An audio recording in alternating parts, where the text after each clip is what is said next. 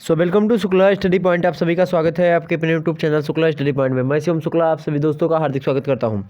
दोस्तों, आज की वीडियो के अंतर्गत हम बात करेंगे चैप्टर 2 के बारे में, जो कि हिंदी साहित्य से संबंधित होगा। हिंदी साहित्य चैप्टर 2 व्याख्या खंड का यह पार्ट है, जिसके बारे में हम चर्चा करेंगे। और इससे पहले आपने देखा होगा चैप्टर 1 के 3 खंड आपके समक्ष प्रस्तुत कर दिए गए हैं, उसको आप सभी लोगों ने काफ़ी प्यार दुलार दिया। इसी प्रकार से इस वीडियो को भी आप काफ़ी प्यार दुलार देंगे और इसी प्रकार से मैं फ्री में बिल्कुल आपको पढ़ाने का प्रयास करता हूँ। BA फर्स्ट सेमेस्टर का यह जो चैप्टर है, या बात करें चैप्टर 2 जो है वो, उसमें कौन से किस विद्वान के बारे में हमको पढ़ना है, किस कवि के बारे में, तो गोरखनाथ जी के बारे में हमको यहाँ पर देखना है। गोरखनाथ जी की जो एक प्रकार शब्दी है, उसी शब्दी में, शब्दी मतलब एक प्रकार से उस शब्दी में दोहे कुछ हैं, उन दोहों की व्याख्या को हमको देखना है। दोहा नंबर 2, दोहा नंबर 4, दोहा नंबर 7, दोहा नंबर 8 और दोहा नंबर 16, ये आपके पाठ्यक्रम में संकलित हैं। तो इनकी व्याख्या क्रम से हम आपको बताते हुए चलते हैं और आप समझिए। तो आज ही एक ही वीडियो के अंतर्गत आप 5 दोहों की व्याख्या के बारे में समझने वाले हैं। एक प्रकार जितने भी लोग हमारे साथ जुड़ चुके हैं, फटाफट से एक बार वीडियो को लाइक और शेयर जरूर कर दीजिएगा। और मज़ा आए वीडियो में तो मेरे प्यारे दोस्तों लाइक करके ज़रूर जाइएगा। और इसी प्रकार से चाहे सोशियोलॉजी हो, चाहे जियोग्राफी हो, चाहे हिंदी साहित्य ही ये जो पढ़ा रहा हूँ, इंग्लिश लिटरेचर की भी क्लास आपके सामने होगी। और इसी प्रकार से मनोविज्ञान और जियोग्राफी, मतलब अनेक अनेक प्रकार के सब्जेक्ट होते हैं, जैसे हिस्ट्री हो गया, पॉलिटिकल साइंस हो गया, या इसी प्रकार से शिक्षा शास्त्र हो गया। बहुत सारे विषय वस्तु, सारे के सारे लगभग BA की विषय वस्तु आपके यूट्यूब चैनल यानी शुक्ला स्टडी पॉइंट पर पढ़ाई जाती है। और दूसरे चैनल भी अपने हैं, एक MA करियर नाम से है और एक शुक्ला IAS एकेडमी से, तो उन दोनों को भी सब्सक्राइब कर लीजिएगा। ओके, चलिए।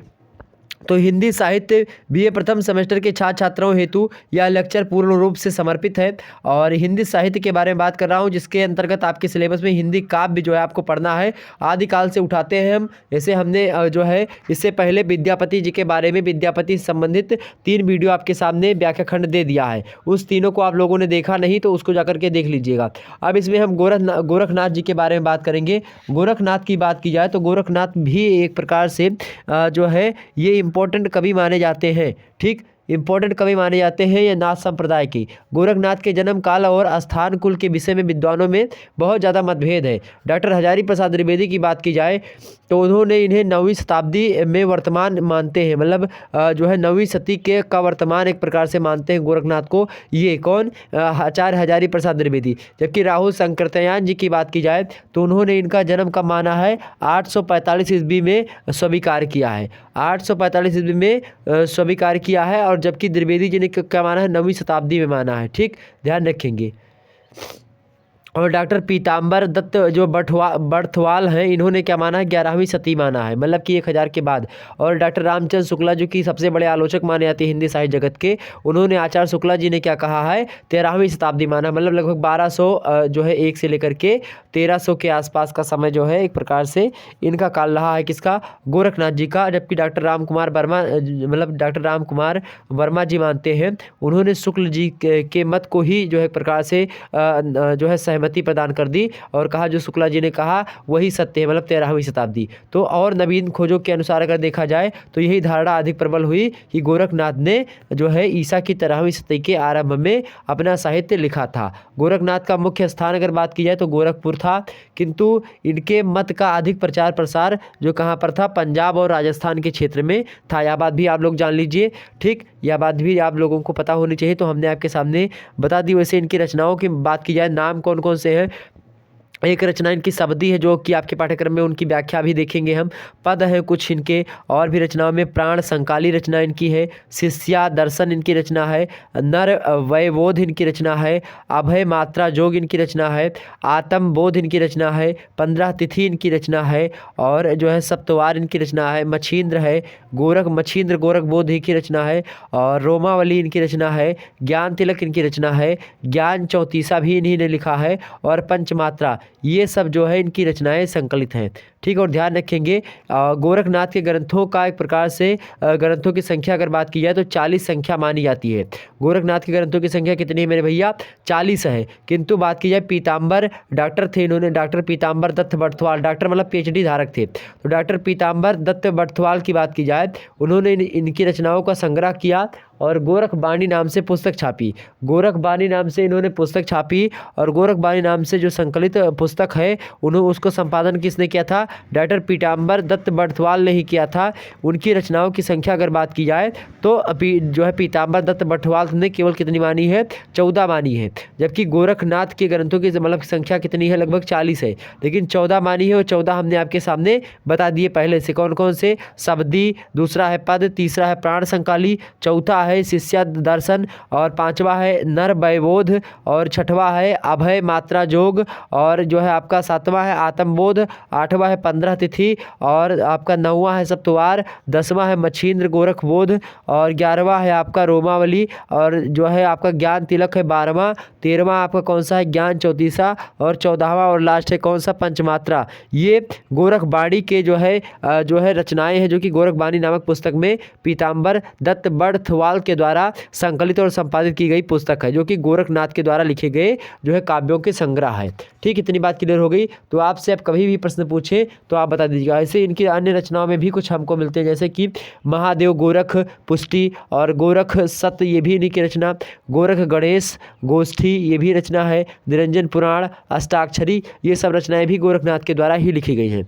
अब हम बात कर लेते हैं कि इनकी रचनाएं जो है आपके पाठ्यक्रम में उनकी व्याख्या। यहाँ पर देखेंगे, यहाँ पर आपके सामने अभी गोरखनाथ शबदी की व्याख्या हो रही। तो शबदी की व्याख्या में मैं इनके जितने दोहे हैं, 5 दोहे आपके पाठ्यक्रम में हैं, उन 5 की व्याख्या आपको एक एक करके समझा देता हूँ। उसके बाद में जो आपकी जो अगली वीडियो होगी, मतलब जो कल की क्लास लगभग अगर आपकी होनी है तो क्लास कौन सी होगी? राग राम श्री नाम से है, इनकी रचनाएँ हैं, उनके बारे में हम देखेंगे। ठीक है, थोड़ा लंबा है, 2 पदों में है, उनको देख लेंगे हम। हो सकेगा तो एक एक पद को एक एक वीडियो में दे देंगे, अगर नहीं हो पाएगा तो मैं दोनों पदों को एक ही वीडियो में देने का प्रयास करूंगा। चलिए बात करते हैं मेरे प्यारे दोस्तों, नवीनतम पाठ्यक्रम के हिसाब से सभी विश्वविद्यालयों के लिए यह लेक्चर इंपॉर्टेंट है। आप किसी भी विश्वविद्यालय से हो तो आपके विश्वविद्यालय में कॉमन सिलेबस अब हो गया है। अब जो है लगभग यही सिलेबस चलेगा, फर्स्ट सेमेस्टर में आपको यही पढ़ना पड़ेगा। गोरखबाणी जो है एक प्रकार से पुस्तक है, उसी गोरखबाणी में जो संपादित है ये शबदी। संपादक कौन है इसके? पीताम्बर दत्त बर्थवाल है। और इसी गोरखबाणी में पद जो है, इनके पद से राग राम श्री पद जो है 10वां और 11वां पद, ये पद का संख्या है। तो 10 और 11 जो 2 पद, मतलब 2 पद हैं। अब हो सकेगा दोनों पद को एक में देने का प्रयास। अगर वीडियो ज़्यादा लंबा होता है तो मैं जो है 2 मतलब अलग अलग पद में दे दूंगा आपको। अब शबदी यहाँ पर आपको पढ़ना है। शबदी में जो है जो ये गोरखबाणी में ही संकलित है। शबदी में देखेंगे यहाँ पर तो दूसरा दोहा, चौथा दोहा, 7वां दोहा, 8वां दोहा और 16वां दोहा, ये 5 दोहे हैं। इसके श्रृंखला में मैं पहला दोहा उठाता हूं आपके पाठ्यक्रम के अकॉर्डिंग जो है। तो पहला दोहा आपके सामने है। और वैसे बात की जाए दूसरा दोहा है गोरखबाणी का, तो गोरखबाणी पुस्तक का दूसरा दोहा, और मेरी एक प्रकार से अपनी पुस्तक का मतलब कि जो सिलेबस के अकॉर्डिंग अगर बात की जाए तो ये कौन सा दोहा है? पहला दोहा। सबसे पहले दोहा को पढ़ते हैं। आदेश देखिबा देश विचरिबा, आदि सिटी या फिर सिटी, ठीक दोनों बोल सकते हैं, लेकिन सिटी लिखा सिटी बोलिए, लेकिन कहीं कहीं पुस्तकों में आपको सिटी मिलेगा। तो आदि सिटी रखिबा चिया, पाताल की गंगा ब्रह्मांड चढ़ाइबा, तहाँ विमल जल पिया। इसकी व्याख्या आप समझो भैया कि इसकी व्याख्या कैसे हम कर सकते हैं। ओके, बड़े ही विस्तार से और बड़े ही अच्छे तरीके समझेंगे। यहाँ पर सबसे पहले जानो कि इन पंक्तियों में हठ योग के माध्यम से कुंडलिनी जागरण और ब्रह्म के मतलब ब्रह्म से साक्षात्कार पर इन पंक्तियों में क्या किया गया है? तो इन पंक्तियों में बल दिया गया है, यह बात ध्यान रखेंगे। अब इसमें बात करी जाए कि आखिरकार इसका मतलब क्या है? आदेश देखिबा, आदेश मतलब होता है कि जो ना देखा हुआ हो, आदेश मतलब जो ना देखा हुआ हो। और यह बात भी ध्यान रखेंगे, और देखिबा मतलब क्या होता है? जो मतलब देखें, मतलब आदेश देखिबा देख विचारिबा, मतलब जो ना देखा गया हो। गोरखनाथ जी कहते हैं कि जो अनदेखा ब्रह्म है, क्या कि जो अनदेखा ब्रह्म है उसे ही अपनी साधना से देखने का प्रयत्न कीजिए। मतलब अगर इन पंक्तियों की देखें हम तो इसमें जो है आप संदर्भ क्या लिखेंगे? सबसे पहले आप संदर्भ बता दें। संदर्भ तो हमने बताया नहीं आपको। सबसे पहले आप संदर्भ लिखेंगे। संदर्भ में आप क्या लिखेंगे कि प्रस्तुत पद पीताम्बर दत्त बर्थवाल के द्वारा रचित या संपादित, रचित नहीं, द्वारा संपादित गोरखबाणी के शबदी जो है खंड से उद्धृत है, जिसके रचयिता गोरखनाथ है। रचयिता में आप पीताम्बर दत्त बर्थवाल नहीं लिखेंगे, संपादक लिखेंगे। संपादक या फिर संपादन जो है जिनका जो संपादन का श्रेय जाता है वो पीताम्बर दत्त बर्थवाल ही है। ठीक है, आगे देखते हैं। तो आदेश देखिबा देख विचारिबा आदि सिट राखिबा चिया, मतलब जो ना देखा हुआ हो। कहने का मतलब ये है कि ना देखे हुए पार ब्रह्म को देखना चाहिए। मतलब पार ब्रह्म की बात की जाए तो ब्रह्म कैसा, तुलसीदास जी भी पुष्टि करते हैं। क्या पुष्टि करते हैं भैया? कि जो ब्रह्म होता है वो कैसा होता है, वो उसको किसी ने देखा नहीं है, ठीक, उसको महसूस किया जा सकता है। कहने का मतलब कि बिन पग चलें सुने बिन काना, क्या? बिन पग चलें सुने बिन काना, आनंद रही सकल रस भोगी। मतलब बिना पद के जो है वो चलते हैं, आनंद रही सकल रस भोगी। बिना मुख के वो सकल माने होता है सब, संसार के रसों का पान करने वाले, संसार के भोगों को ग्रहण करने वाले हैं। कि भैया क्या? कि आनंद रहित सकल रस भोगी और बिन बानी वक्ता बड़ जोगी। मतलब बिना बाणी के, बिना जिह्वा के वो बहुत बड़े वक्ता हैं, बहुत बड़े योगी हैं, वो ऐसे हैं भगवान मेरे। ये बात आप समझ लीजिए मेरे प्यारे दोस्तों। तो भगवान की व्याख्या अगर करने लगे तो पूरा एक प्रकार से कह न सके शारदा शेष, जिसके शारदा मैया अर्थात जो सरस्वती माता हैं वह जो है भगवान की व्याख्या करने में असक्षम हैं, वो नहीं कर सकती। जो है शेष नाग उनकी व्याख्या करने में सक्षम नहीं है, जिनके 1000 फण हैं और 1000 फणों में भी एक एक जीव में 3-3 चरचर कामे हैं, मतलब 3-3 चरचर जीव उनके पास है। तो वो जो है जिसकी व्याख्या नहीं कर सकते भगवान की, उस पार ब्रह्म की, उसकी व्याख्या हम और आप तुच्छ प्राणी कैसे कर सकते हैं? तुच्छ प्राणी से तात्पर्य यहाँ पर है कि उनकी तुलना में, भगवान की तुलना में हम और आप तुच्छ ही हैं। आपके किसी भी भगवान हो, कोई भी भगवान हो, ठीक, यह बात ध्यान रखेंगे। आप चलिए व्याख्या करते हैं। तो आप सीधे लिखेंगे, अब संदर्भ में जो है प्रसंग में आप क्या लिख देंगे कि इस मतलब इस जो है शब्दी पद में गोरखनाथ ने पार ब्रह्म सत्ता की बात कही है कि आदेश देखिबा। आदेश मतलब जो कभी देखा ना हुआ हो या फिर जिसको देखा ना जा सके, तो उसको देखो जो किसी को ना दिखाई पड़ रहा हो। कहने का मतलब ये है, गोरखनाथ जी कहते हैं कि जो अनदेखा ब्रह्म है उसी को देखना चाहिए, उसी में अपनी साधना के माध्यम से उसको देखने का प्रयत्न करना चाहिए और उस पर ही हमें विचार करना चाहिए। आदेश देखिबा मतलब जो देखा ना हो उसे देखना चाहिए, मतलब ब्रह्म को, और देख विचार मतलब उसको देखने के बाद में उस पर विचार विमर्श करना चाहिए, उसको विस्तार करना चाहिए, मतलब उस पर विचार करना चाहिए। उसके बाद में उस पर ध्यान लगाना चाहिए। क्या करना चाहिए? ध्यान लगाना चाहिए। और यहाँ पर देखिए आदि सिट राखिबा चिया। आदि सिट का मतलब क्या होता है? आदि सिट मतलब होता है आदृष्ट, आदृष्ट या फिर जिसे देखा ना सके या फिर जो दिखाई ना दे। तो आदिसित राखिबा चिया, आदिसित रखबा चिया का मतलब होता है, इसकी पंक्तियों की पूरी के पूरी मतलब अगर हम पढ़ना चाहें तो इसकी पूरी की पूरी व्याख्या का मतलब क्या है? आदिसित राखिबा चिया मतलब कह रहा है कि जो आँखों से ना देखा, मतलब ना देखा नहीं जा सकता, मतलब आँखों से जो देखा नहीं जा सकता उसे अपने हृदय में उतार लेना चाहिए। मतलब जो देखा ना जा सके। चिया माने जानते हैं क्या होता है? चिया माने एक प्रकार से चित्त। चिया माने क्या होता है? चित्त। चित्त माने क्या होता है? मन या फिर हृदय। तो हृदय में मतलब कि आदिसिट, जिसे देखा ना सके उसको राखिबा। राखिबा मतलब क्या होता है? किसमें? चिया। चिया मतलब क्या होता है? हृदय में, चित्त में। तो जो देखा ना सके उसको अपने हृदय में उतार लीजिए। मतलब कहने का ये है कि जो ब्रह्म है, जो भगवान है, ये जो परम सत्ता है, वो दिखाई नहीं देखी। आतेश देखिबा, अगर वो दिखाई नहीं देखी तो उसको देखने का प्रयत्न करें कैसे? मतलब देखने का प्रयत्न करें कैसे? अपनी साधना के माध्यम से उसको देखने का प्रयत्न करें और देखने के बाद में उस पर क्या करें? देख विचारिबा, उस पर विचार करें। विचार करने के बाद में आदिसिट राखिबा। आदिसिट का मतलब होता है जिसे देखा ना जा सके उसको क्या करें? राखिबा चिया, मतलब उसको अपने हृदय में राख लीजिए। इतनी बात तो समझ में आई? बिल्कुल क्लियर हो जाना चाहिए मेरे प्यारे दोस्तों। सारा का सारा कॉन्सेप्ट आज का आपका एकदम से चीर फाड़ होना चाहिए। मतलब एक प्रकार से समझिए कि पोस्टमार्टम कर रहे हो आप इस दोहे का। अगला क्या है? पाताल की गंगा ब्रह्मांड चढ़ाईबा। पाताल की गंगा मतलब यहाँ पर तात्पर्य किससे है? मणिपुर की, एक प्रकार से मणिपुर जो है चक्र से तात्पर्य यहाँ पर पाताल से लिया जा रहा है। मतलब कि जो पाताल की गंगा, जो पाताल में गंगा रहती है, जो पाताल की गंगा है उसको ब्रह्मांड में प्रेरित करना चाहिए, ब्रह्मांड में उसको ले जाना चाहिए, मतलब ब्रह्मांड में चढ़ाना चाहिए। मतलब इतना ज़्यादा कठिन, इतना ज़्यादा संघर्ष आपको करना चाहिए। कहने का तात्पर्य है कि अर्थात अगर मैं बताना चाहूँ आपको विस्तार से इसकी पंक्तियों के माध्यम से, तो पाताल की गंगा को अगर ब्रह्मांड में चढ़ाना चाहिए आपको, तो बड़ा लंबा कार्य है, ये आप समझिए। ठीक, तो ये जो है, जो हमने आपको आपके सामने प्रस्तुत करने का प्रयास किया, मणिपूरक चक्र है पाताल, और गंगा मतलब क्या है? कुंडलिनी शक्ति। तो मतलब जो पाताल, एक प्रकार से जो मणिपूरक चक्र है उसको कुंडलिनी शक्ति तक जो है ले जाना चाहिए, उसके लिए प्रेरित करना चाहिए। ये कुंडलिनी का एक प्रकार से क्या है?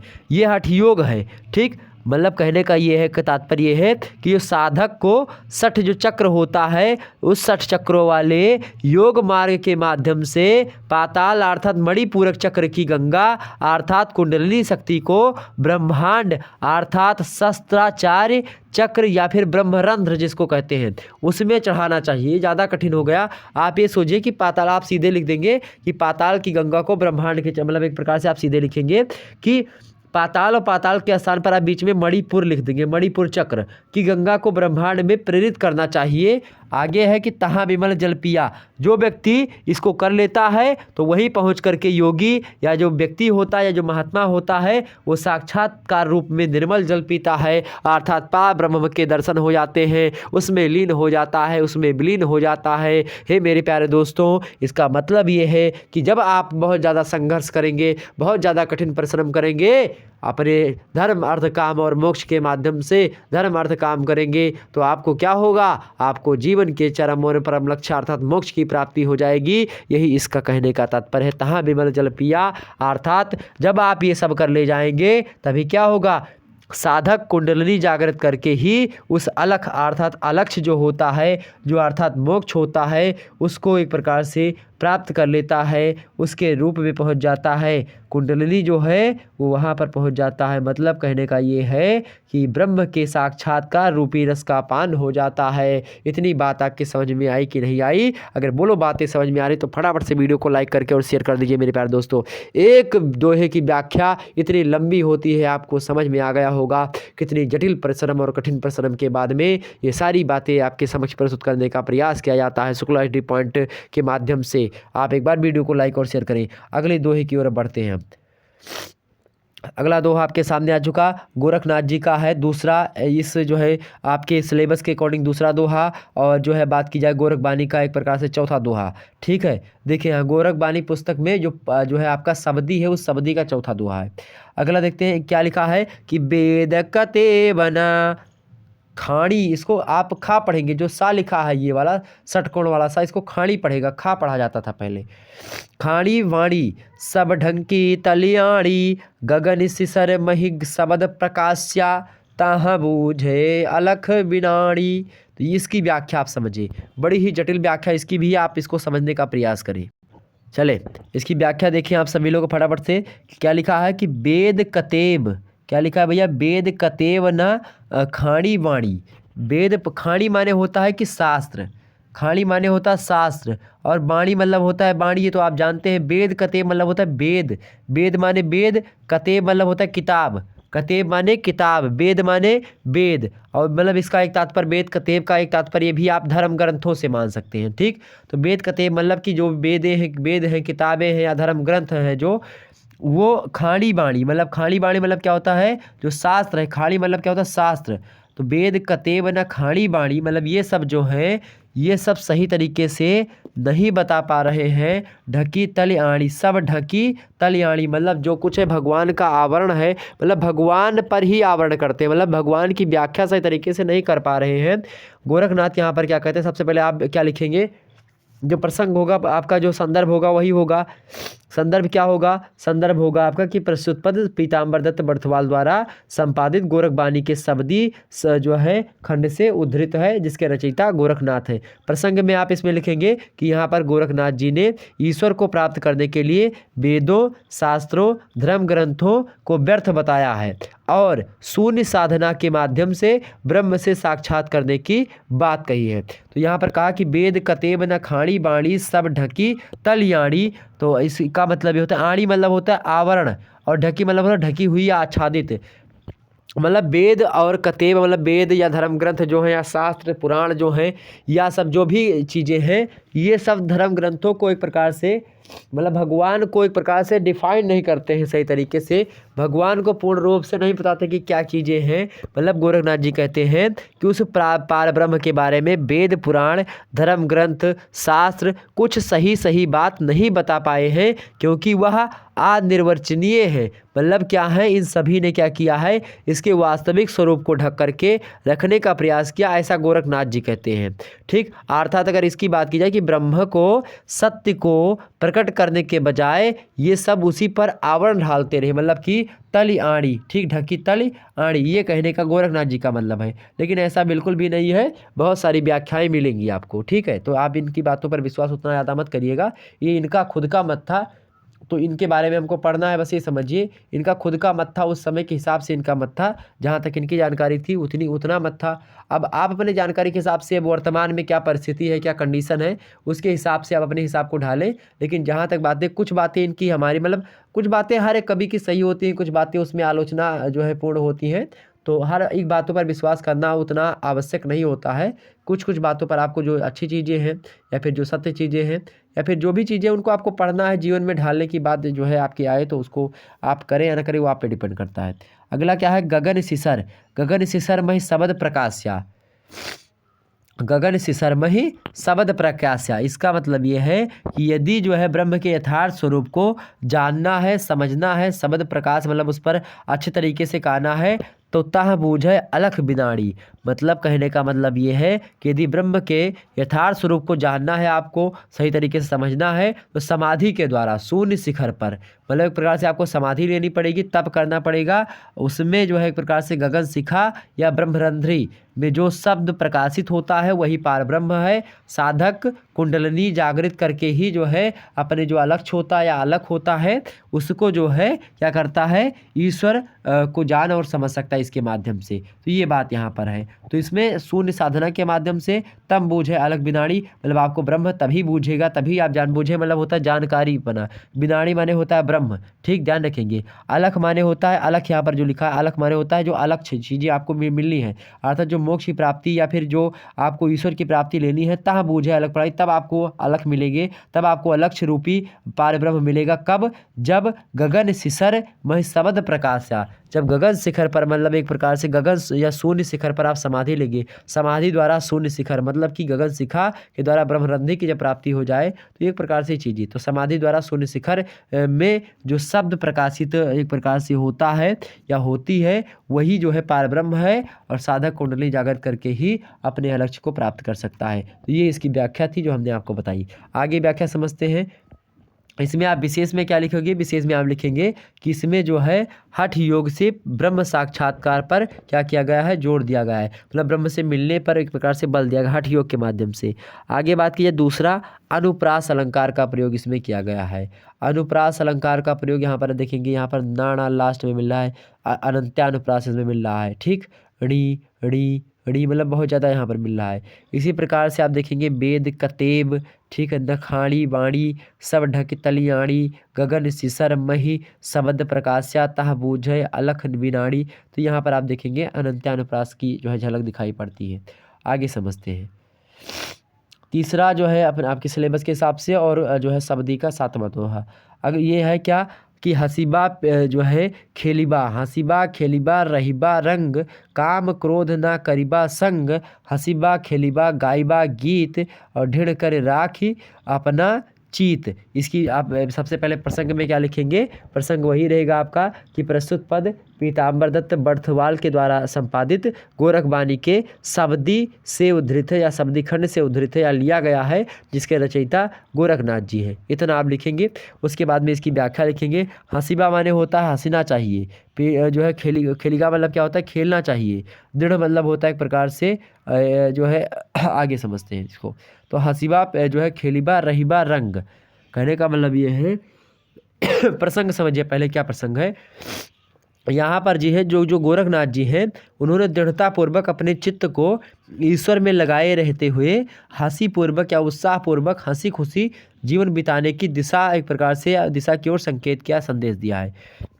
इसमें जो है कभी गोरखनाथ जी कहते हैं कि मनुष्य को उत्साहपूर्वक रहना चाहिए, हंसते खेलते हुए अपने रंग में रहना चाहिए। मतलब इसका ये है कि मस्त रहते हुए आनंदपूर्वक अपना जीवन बिताना चाहिए। हंसीबा खेलिबा रहीबा रंग मतलब एक प्रकार से खूब मौजदार जिंदगी अपनी बिताओ।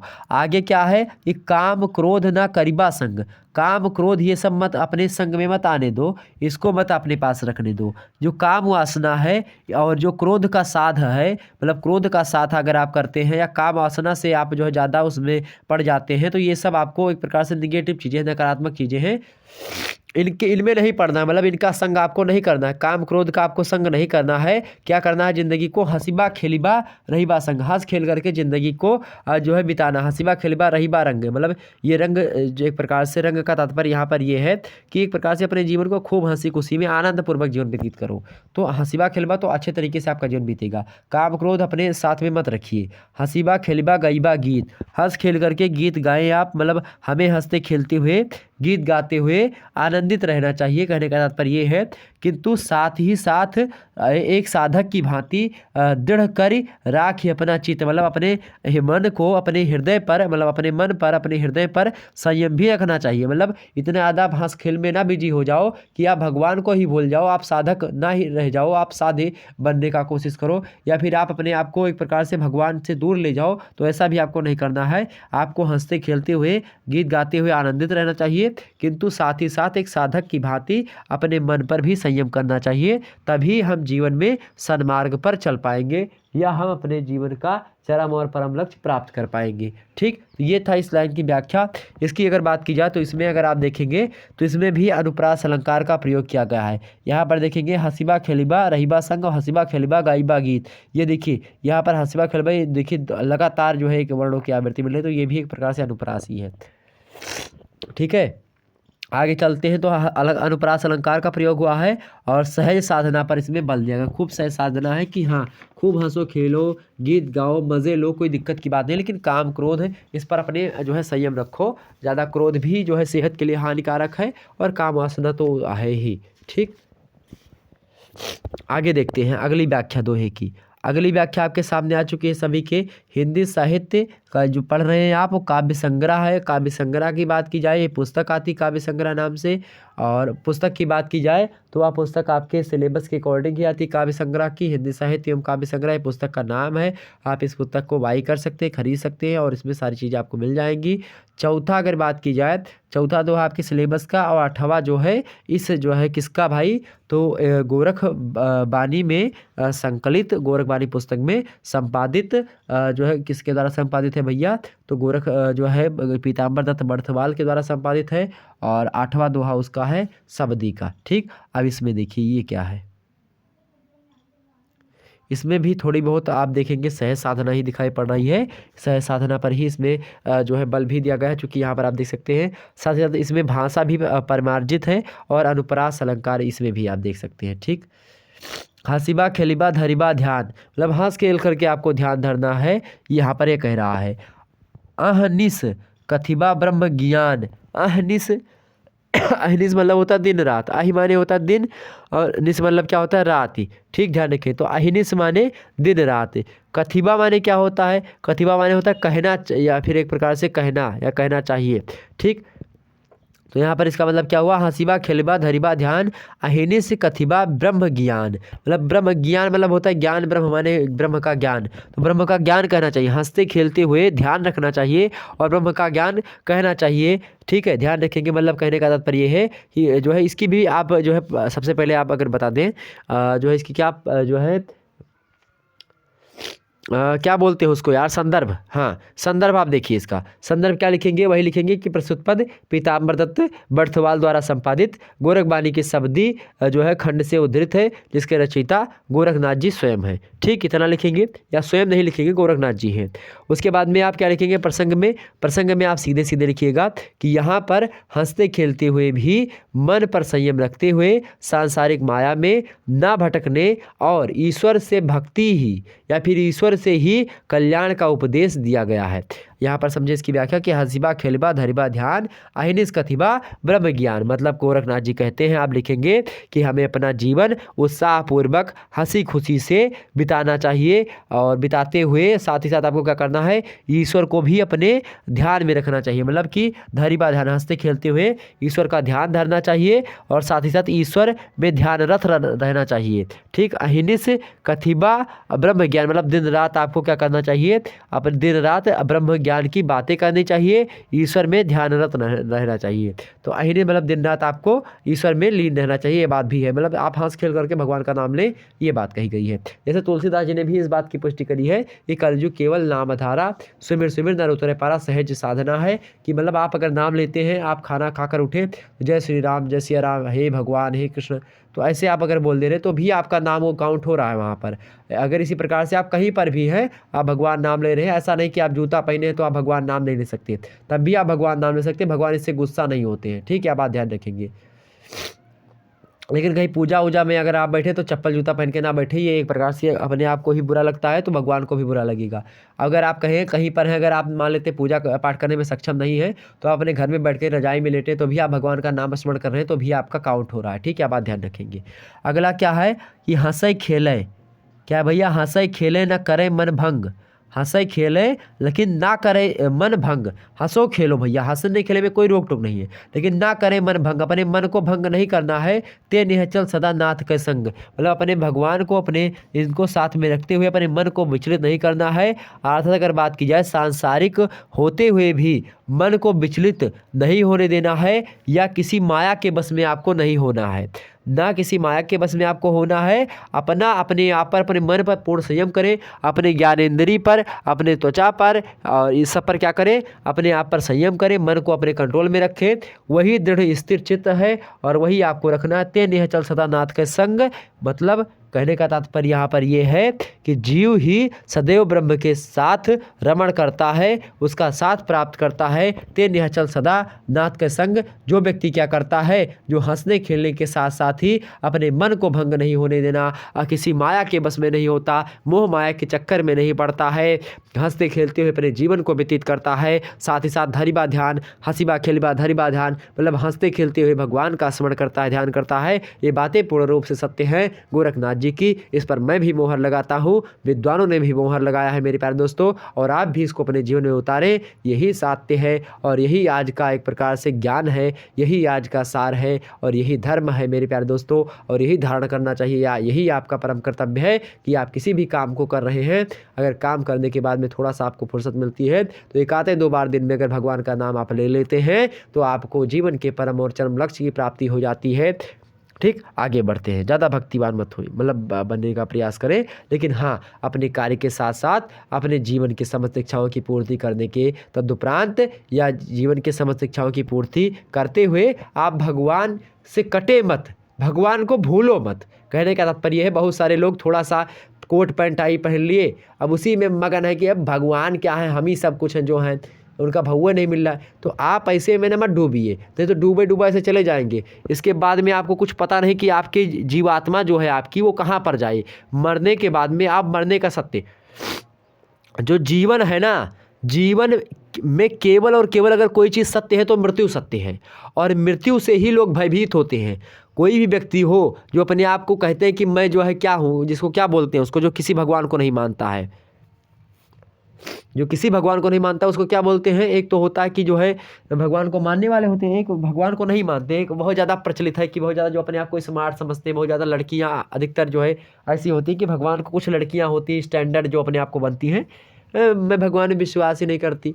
अरे विश्वास, जब भगवान, आप कहती हो कि भगवान में विश्वास नहीं करते, तो भैया तब आप जब कहते हो भगवान में विश्वास नहीं करते तो आप फिर किस में विश्वास नहीं करते। जब आपको पता है कि भगवान है तो जब कोई चीज़ होगी नहीं तो उसमें विश्वास करने की कोई बात ही नहीं है।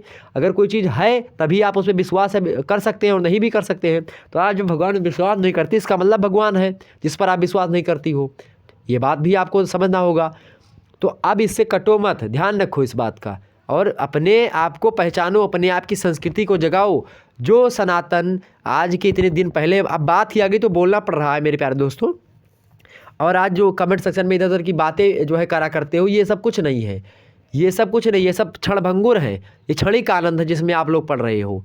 आप जो है एक प्रकार से दीर्घकालीन आनंद की प्राप्ति हेतु अभी से अपने आप को लगा लीजिए। पढ़ने के साथ साथ आप चाहे 10 मिनट 5 मिनट आपको जब भी समय मिले, रात में लेटे हैं तो भगवान का नाम अगर ले लिया तो आपको ना आपकी जीभ कट जाएगी और ना कुछ हो पाएगा। ठीक, तो यह बात ध्यान रखेंगे। तो आपको भगवान का स्मरण करते रहना। बहुत सारे लड़के भी हैं जो अपने आप को एक प्रकार से खुदा से बड़ा समझने लगते हैं, भगवान से बड़ा समझने लगते हैं। तो आप समझिए धर्म के अनुसार, जैसे अभी इसमें धर्म की बात नहीं है, हर धर्म का एक ही लक्ष्य होता है कि हाँ वो सही तरीके से आगे बढ़े। लेकिन जो कुछ धर्म ऐसे हैं जिसमें गलत चीज़ें बताई जाती हैं, धर्म के ठेकेदार बने बैठे हैं, तो वो चीज़ें गलत बातें हैं। बाकी धर्म की पुस्तकें जो होती हैं वो गलत नहीं बताती हैं। ठीक, ध्यान रखेंगे बात। आगे समझते हैं। तो ये इस दोहे की व्याख्या आपकी हो गई। मुझे नहीं लगता अब इस पर ज़्यादा डिबेट करें, नहीं तो बहुत सारे लोगों को गुस्सा भी हो जाएगा, बहुत सारे लोग नहीं मानते हैं, तो इसमें गुस्सा करने की कोई बात नहीं है। बहुत ज़्यादा मैं देख चुका हूँ, इधर उधर की सुनता हूँ तो बहुत ज़्यादा गुस्सा लगती है। तो ये बातें हैं। जिसने सूरज चाँद बनाया, जिसने तारों को चमकाया, हम उस ईश्वर के गुण गाएं, ना कि ईश्वर मेरा गुण गाए। उसने हम सबको बनाया है, एक परम सत्ता है जो हम और आपको चला रही है। नैनम छिदन सस्ताड़ी नैनम दहति पावकः न चैनम कले दयन्ति आपो न सौ स्वयं मारुतः। जो ऐसी सत्ता है जो कि नश्वर है, जिसको ना आग जला सकती है, ना जो है वायु सुखा सकती है, ना जल इसको गीला कर सकता है, ना डुबो सकता है, वो परम सत्ता, वो असीम सत्ता, वही पार ब्रह्म है, वही भगवान है। यह बात ध्यान रखेंगे। ओके, अगली व्याख्या समझते हैं कि अहिनिस मन लय। क्या भैया, क्या कह रहा है, बड़े ध्यान समझिए। अहिनिस मन लय उन मन रहे, और गम की छाड़ी अगम की कहाय, और छाड़ई आशा रहे निराश, और कहे ब्रह्म हूँ ताका दास। समझो इसको, क्या है भैया ये जो है, इसकी अगर आप प्रसंग देखें, मतलब संदर्भ पहले देख लें। संदर्भ इसका होगा कि प्रस्तुत पद में क्या है, पीताम्बर दत्त बर्थद्वाल द्वारा रद्द संपादित गोरख बाणी के शब्दी खंड से लिया गया है। इसके रचयिता गोरखनाथ जी हैं। बस इतना ही हो गया आपका संदर्भ। नीचे हेडिंग डालेंगे, नीचे हेडिंग डाल के क्या लिखेंगे, नीचे हेडिंग डाल करके क्या लिखेंगे, प्रसंग। अब प्रसंग में क्या लिखेंगे भैया, प्रसंग में लिखेंगे कि इसमें क्या हुआ है कि सांसारिक भोगों को त्याग करके ब्रह्म के ज्ञान या फिर ब्रह्म के ध्यान में एक प्रकार से लगाएं अपने आप को, और उत्तम साधक बनने का एक प्रकार से लक्षण बताया गया है इस पंक्तियों में। क्या कहा, अहिनिस मन लय उन्मन रहाय, अहिनिस मन लय उन्मन रहाय। अहिनिस माने होता है दिन रात, अहिनिस अह माने होता है दिन, निस माने रात होता है मन लय, मतलब एक प्रकार से दिन रात जो है अपने मन को, गोरखनाथ जी कहते हैं कि जो साधक दिन रात अपने मन को वो जो है उन्मना अवस्था में, अर्थात अगर बात की जाए हठ योग के अंतर्गत, वह अवस्था जो उसकी उन्मनी मुद्रा, हठ योग की 5 मुद्राओं में से जिसमें भवों को ऊपर चढ़ा करके, यही होता है उन्माना अवस्था। उन्मन जो यहाँ पर शब्द आया है, उन्मन जो शब्द है मेरे प्यारे दोस्तों, ये बहुत बड़ा अपने आप में शब्द है। उन्मन का मतलब होता है उन्मना अवस्था। उन्मना अवस्था जो होती है हठ योग के अंतर्गत होती है। इसमें जो 5 अवस्थाएं होती हैं, उन 5 अवस्थाओं में जो है, एक तो अवस्था ऐसी होती है कि भौहों को ऊपर चढ़ा करके नाक को क्या करे, जो है नाक की नोक पर दृष्टि जमाई जाती है। तो भौहों को अपने ऊपर से ऊपर उठाएं, और नाक का जो एक प्रकार से आँख का नोक होता है उस पर ध्यान लगा लें अगर आप। तो जैसे आप कभी कभी बचपन में जो है आपका होता है कि जब आप बचपन में क्या करते हो, कहते हो कि ये चीज़ें 2 दिखाई पड़ती। कभी कभी आपने देखा होगा कि ये जो है पेन लिया आपने, और पेन ऐसे आँख के सामने रखा और अपनी भौहों को चढ़ाया, और अपने नाक की जो है जब नोकों पर देखा तो आपका हाथ भी 2 दिख रहा है, आपकी कलम भी 2 दिख रही है। इसी प्रकार से आप अभी चेक कर लीजिए, आपको दिखाई पड़ेगा। जब आप अपनी भौहों को चढ़ाएंगे ऐसे ऊपर और अपने नाक की ओर देखने का प्रयास करें, या आप देखें कि ये चीज़ें हमको 2 देखनी है, तो वो चीज़ें 2 आपको दिखाई देंगी। तो ये होता है उन्मना अवस्था। ठीक है, इतनी बात करिए। हठ योग की एक प्रकार से है, वैसे ये साधना का प्रतीक है। यही साधना हठ योग की ही बात नहीं, अगर बात की जाए अपने पहले से पुराणों में सारी बातें बताई गई हैं। ठीक, ये बात भी ध्यान रखिए। तो अहिनिस मन लय उन्मन रहाय, मतलब उन्मना अवस्था में रहे दिन और रात। ठीक, ये बात कह रहे हैं गोरखनाथ जी, कहते हैं कि इस मुद्रा में रहे, ब्रह्म में मन लगाए रहता है। मतलब ब्रह्म में जो व्यक्ति मन लगाए रहता है, अपने आप को, अपने मन को उन्मना अवस्था में रखता है दिन और रात, जो इस भौतिक जगत को छोड़ करके और अलौकिक जगत का ज्ञान करता है। गम छाड़ी अगम की कहाय। गम माने क्या होता है? गम माने होता है गमन योग्य या फिर गम्य जगत। गम्य मतलब होता है ऐसा जगत या ऐसा संसार जहाँ से लोग जाते हैं, मतलब कि जहाँ से लोग जाते हैं। और अगम मतलब होता है जहाँ से लोग मतलब प्रकार से आते हैं। अगम की कहाय। अगम माने आप समझिए, अगम माने होता है अगम में जहाँ ना जाया जा सके, समझिए। अगम माने जहाँ ना जाया सके, केवल वहाँ से आते हैं लोग। तो अगम से आप आकर के फिर वहाँ पर नहीं जा सकते, लेकिन जहाँ पर आप आए हो यहाँ से आप तो जो है अगम वहाँ पर जा सकते हो। ठीक, मतलब कहने का ये है अगम माने होता है स्वर्ग या फिर मोक्ष, जो समझिए आप।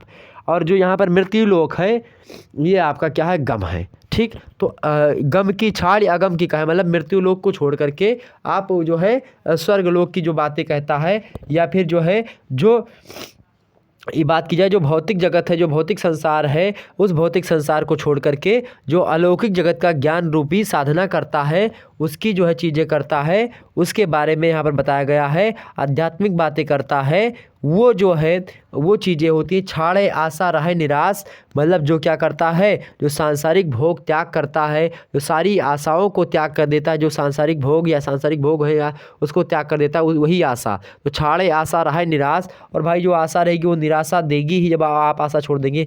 भौतिक मतलब लौकिक संसार के प्रति नैराश्य भाव रखते हुए, मतलब ये लौकिक जो साहित्य जो लौकिक चीज़ें हैं, लौकिक माने होता है जो अपनी पृथ्वी पर विराजमान है। जैसे कूलर नहीं चलाया, अब गर्मी पड़ रही है और कूलर ना चला करके आप साधना करो, ये हो गया आपका एक प्रकार से ये आशा रहे निराश, मतलब कि छाड़ आशा। आशा छोड़ दो कि ठंडी, मतलब ठंडी में आप ठंडी में स्नान करके आपको पूजा करनी है, तो आप स्नान करेंगे तो आपको क्या होगा? आपको थोड़ा निराश होना पड़ेगा, मतलब आपको थोड़ा ठंडी ज़्यादा लगेगी। आप गर्मी में बैठे रजाई ओढ़े, आपको कोई उठा देता सुबह तो आपको गुस्सा लगती, तो ये हो गया। तो छाड़ आशा रहे निराश, मतलब जो लौकिक चीज़ें हैं उनको छोड़ करके अलौकिक चीज़ों में विश्वास करता है, उसकी ओर बढ़ता है। कहे ब्रह्म हूँ ताका तास, वो तब ब्रह्म क्या कहता है? मतलब वो कहता है व्यक्ति कि कहे ब्रह्म हूँ ताका दास, मतलब कहने का मतलब ये है कि जो ब्रह्म की उपासना करता है, जो लौकिक संसार के प्रति नैराश्य भाव रखते हुए उससे किसी प्रकार की आशा नहीं रखता है, वह क्या करता है? वह साधक ब्रह्म से भी बढ़कर माना जाता है, ब्रह्म भी उस साधक का दास हो जाता है। कहे ब्रह्म, ब्रह्म कहते हैं या भगवान ऐसे कहते हैं कि वह व्यक्ति ताका दास, मतलब मेरा दास हो जाता है। या गोरखनाथ जी कहते हैं कि ब्रह्म का भी वो दास हो जाता, मतलब ब्रह्म भी उसका दास बन जाता है, या वो ब्रह्म से भी ऊपर उठ जाता है, जो इस लौकिक साहित्य को या मतलब लौकिक संसार को छोड़ करके अलौकिक संसार की ओर ध्यान रखता है, और अपने अहिनिस दिन रात उन्मना अवस्था में रह करके भगवान के एक प्रकार से प्रार्थना करता रहता है, और इस जो है गम को छाड़ करके अगम को भजने लगता है, अगम में लीन हो जाता है। उस व्यक्ति या वह व्यक्ति जो होता है वह देवों के तुल्य हो जाता है, उसको देवों के पुण्य प्राप्त होते हैं। इस प्रकार से आप जब हम लोग स्वस्ति वाचन करते हैं तो स्वस्ति वाचन में शुरुआत की ही बातें हैं, ओम हरि ओम मानो भद्राकृताओ। तो जो ये बातें हम लोग पढ़ते करताओ यंतु विश्वातो अबाधासो अपरितासा उद्भिदा, जो ये सब हम सारी चीज़ें पढ़ते, स्वस्ति नः इंद्रो, ये सारी चीज़ें जो है जो हम और आप लोग पढ़ते हैं, ये बातें जो है मेरे प्यारे दोस्तों, इन सभी बातों का अगर हिंदी अर्थ अगर निकालें तो सीधे सीधे यही अर्थ निकलता है कि आप पूजा करने जा रहे हैं, और पूजा करने के तदुपरांत मतलब आपको देव के तुल्य या फिर जो है माना जाए, या देवताओं की आपको शक्ति प्राप्त हो, देवता लोग यहाँ का वातावरण पवित्र करें, वो शुद्ध करें, सकल कल्याण करें, मतलब सकल मतलब समस्त लोगों का कल्याण करें, सभी लोगों को सुखी रखें, सभी को अभिवृद्धि प्रदान करें, सभी लोग अपने आप में संयम रख सकें, माया मोह से हट सकें, और देवताओं का पुण्य जो है आपको प्राप्त हो, ऐसा विचार करके हम लोग स्वस्ति वाचन करते हैं, जो पंडित लोग होते हैं पूजा में। ठीक, आज तो बहुत जगह शादी होगी और बहुत लगन तेज है, तो आप लोग अगर शादी में तो शादी एंजॉय करिए, और फिर मिलते हैं हम नेक्स्ट वीडियो में, और उस वीडियो के माध्यम से हम समझेंगे किसके बारे में मेरे प्यारे दोस्तों, राग राम श्री के बारे में, जो कि पद है, 2 पद जो है राग राम श्री का, एक 10वां पद जो है और 11वां पद, ये है वो जो है पद जो है जो गोरख बानी पुस्तक में संकलित है, जो अगली रचना गोरखनाथ जी की पद दूसरी रचना, उससे जो है 10वां और 11वां पद संकलित है, उसको हम नेक्स्ट वीडियो में समझने का प्रयास करेंगे। फिर मिलते हैं हम नेक्स्ट वीडियो में, तब तक के लिए जय हिंद जय भारत। आप इन सभी का स्क्रीनशॉट ले लीजिए एक बार, अगर लेना है आपको फटाफट से इसका स्क्रीनशॉट लीजिए, इसका लीजिए, इसका लीजिए, इसका लीजिए, इसका उसका लीजिए। ओके, चलिए फिर मिलते हैं हम नेक्स्ट वीडियो में। आप सभी लोगों को बहुत बहुत धन्यवाद हमारे साथ जुड़ने के लिए। इसी प्रकार से अपना प्यार दुलार बनाए रखें।